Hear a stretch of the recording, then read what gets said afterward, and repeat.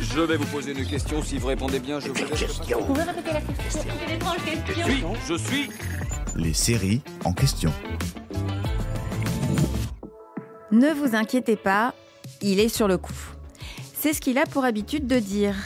Doit-on le croire? Ça, c'est une autre affaire.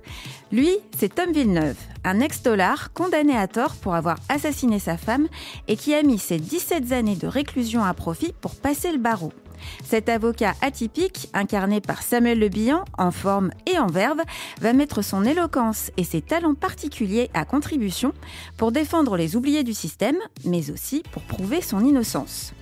Il n'a pas un copec, n'a qu'un seul costume et pas de bureau, mais Tom a pour lui son bagou et son sourire charmeur qui lui permettent de se sortir d'à peu près toutes les situations, le tout en profitant de ce dont il a été privé si longtemps, un rayon de soleil, l'odeur iodée de la mer ou une glace partagée avec sa fille qu'il n'a pas vue grandir.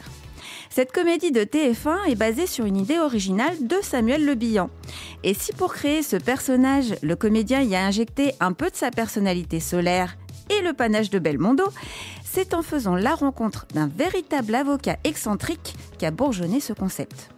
Pendant la pandémie, alors qu'il se trouve sur la Côte d'Azur, l'acteur rencontre un avocat atypique, un spécialiste du grand banditisme, accroché à son téléphone à toute heure du jour et de la nuit, et qui a fait les 24 heures du Mans. Avocat des voyous et pilote de course, cette personnalité inhabituelle l'a inspiré pour imaginer le personnage de Tom Villeneuve, même si au final, Tom est assez éloigné de son modèle. Je l'ai trouvé extrêmement inspirant, drôle, et je me suis dit qu'il y avait une histoire à raconter, nous a dit l'acteur. Il voulait un personnage d'une liberté absolue, quelqu'un qui a tout perdu mais garde sa bonne humeur, l'envie de vivre et le désir d'être heureux. C'est pour ça que le titre de Carpe Diem s'imposait.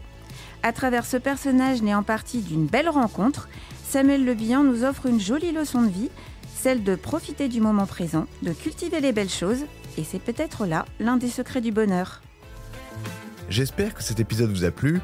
Si c'est le cas, abonnez-vous sur votre plateforme d'écoute préférée pour retrouver de nouveaux épisodes chaque semaine. Et si vous en voulez plus, découvrez aussi la télé en question et le ciné en question sur les plateformes d'écoute et téléloisirs.fr.